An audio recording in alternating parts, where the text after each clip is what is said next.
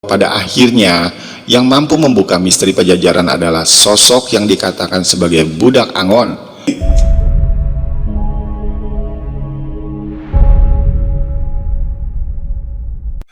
Halo, Assalamualaikum warahmatullahi wabarakatuh. Apa kabar Sobat BP Channel tercinta? Semoga dalam kondisi sehat walafiat tanpa kurang suatu apapun ya. Amin.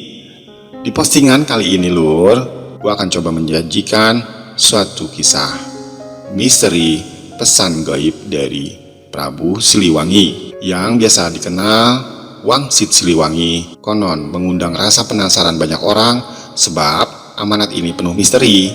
Salah satu ungkapan dan Wangsit tersebut bahwa pada suatu saat akan ada yang menelusuri sejarah Sunda yang sebenarnya. Hanya semakin menambah rasa penasaran dari sejarah Sunda, banyak yang belum benar-benar terkuak. Disebutkan bahwa saat itu ketegangan antara Prabu Siliwangi dan juga Pangeran Cakrabuana memuncak setelah hubungan antara Kerajaan Cirebon Demak semakin mesra di satu pihak, dan di lain pihak Kerajaan Pajajaran sendiri mulai main mata dengan Portugis yang baru saja menguasai Malaka. Kemesraan hubungan Cirebon dan juga Kerajaan Demak ini ditandai dengan dipersatukannya para putra kedua negeri tersebut dalam ikatan pernikahan. Sementara itu, penjajakan kerjasama yang dilakukan Pajajaran dengan Portugis pun membuat Cirebon dan juga Kerajaan Demak panas dingin. Maka dilakukanlah salah satu alasannya mengantisipasi kekuatan maritim Kerajaan Cirebon dan Demak saat itu. Pelanggaran Cirebon yang membuat Prabu Siliwangi mempersiapkan pasukan perang secara besar-besaran adalah terjadinya kenyataan di mana Tumenggung Jagabaya yang diutus untuk menyelesaikan masalah justru tak kembali ke Pajajaran. Pergeseran kehidupan akibat hadirnya Islam saat itu dinilai menjadi sumber petaka bagi Kerajaan Pajajaran di masa itu. Sejatinya kemurkaan Prabu Siliwangi saat itu bukan terhadap Kesultanan Cirebon dan Islam saja, melainkan karena hubungan dengan Kerajaan Demak yang terlalu akrab memicu membunjahnya kemarahan sang Prabu Siliwangi. Dan akhirnya selangkah sebelum genderang perang ditabuh, Purohita Pajajaran yang bernama Ki Purwagali mengingatkan bahwasanya Cirebon sebenarnya bukan siapa-siapa, sekalipun saat itu sering kerap berulah. Bukankah Syarif Hidayatullah yang menjadi susuhunan jati adalah putra dari Nyimas Ratu Rara Santang, putri Gusti Prabu sendiri? Bukankah Pangeran Cakrabuana yang tak lain adalah Prabu Anom Walang Sungsang adalah putra Gusti Prabu sendiri? Bagaimana tanggapan negeri-negeri sahabat juga kaum Portugis yang telah bersedia untuk kerjasama jika seorang kakek memerangi cucu-cucunya sendiri dengan pasukan perang yang sangat luar biasa seperti ini?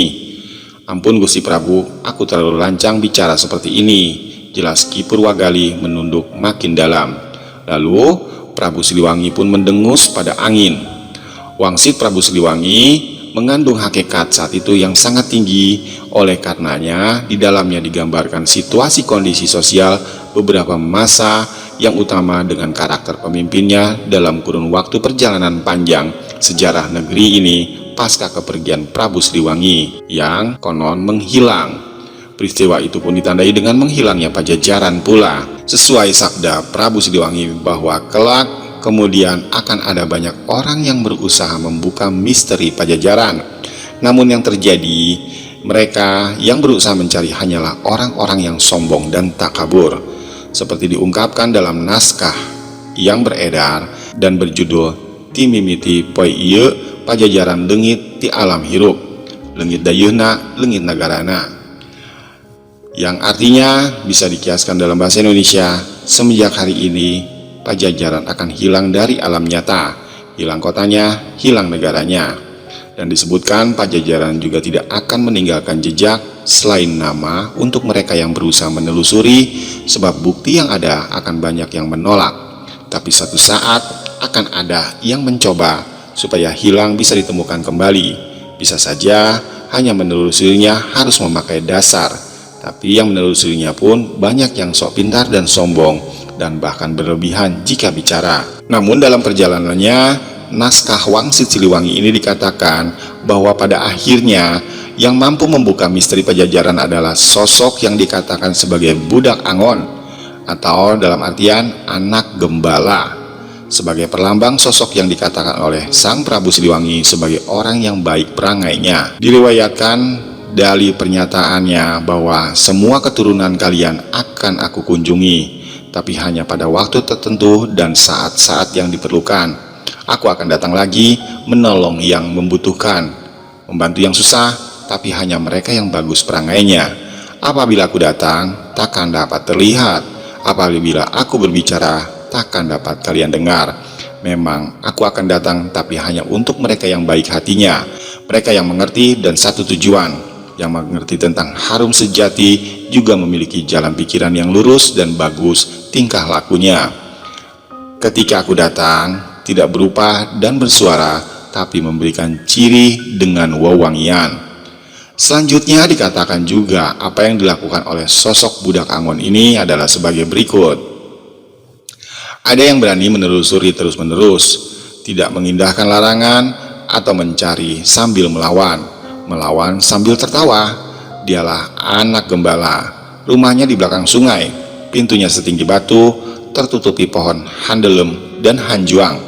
Apa yang digembalakan saat itu bukan kerbau, bukan domba, bukan pula harimau ataupun banteng, namun ranting daun kering dan sisa potongan pohon.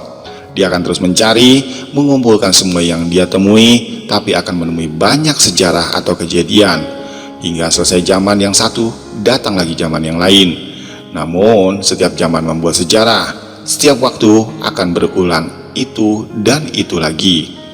Dari bait tersebut digambarkan bahwa sosok budak Angon adalah sosok yang misterius dan tersembunyi. Apa yang dilakukannya bukanlah seperti seorang penggembala pada umumnya, akan tetapi terus berjalan mencari hakikat jawaban dan mengumpulkan apa yang menurut orang lain dianggap sudah tidak berguna atau bermanfaat.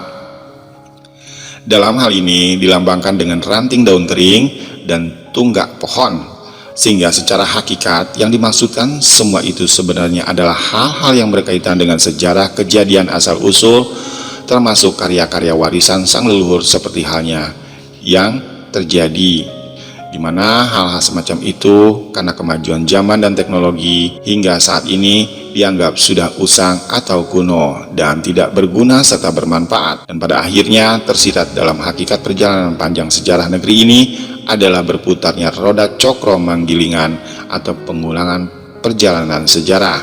Kisah Bung Karno yang juga pernah diberi Wangsit Siliwangi dikatakan akan munculnya sosok pemimpin negeri ini dengan ciri-ciri yang disebutkan, lalu berdirilah penguasa yang berasal dari orang biasa, namun memang keturunan raja dahulu kala dan ibunya adalah seorang putri Pulau Dewata.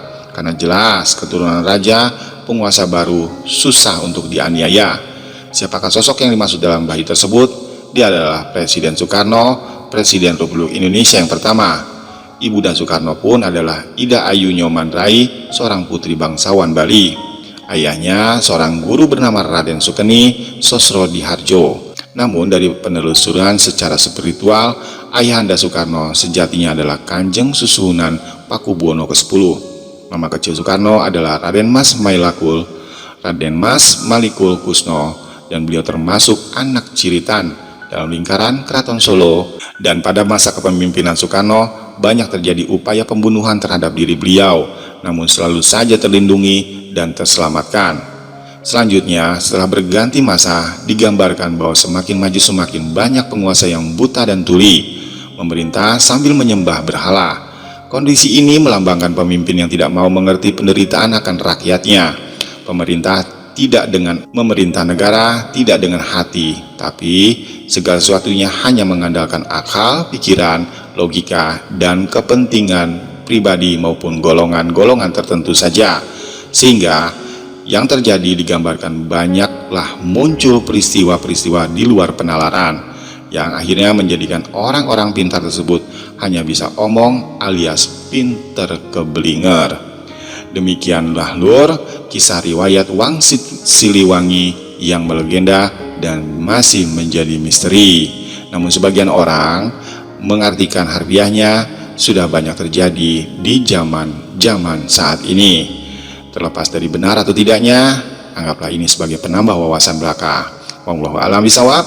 Terima kasih yang menonton. Semoga postingan kali ini bermanfaat. Sampai berjumpa kembali di postingan berikutnya. Assalamualaikum warahmatullahi wabarakatuh.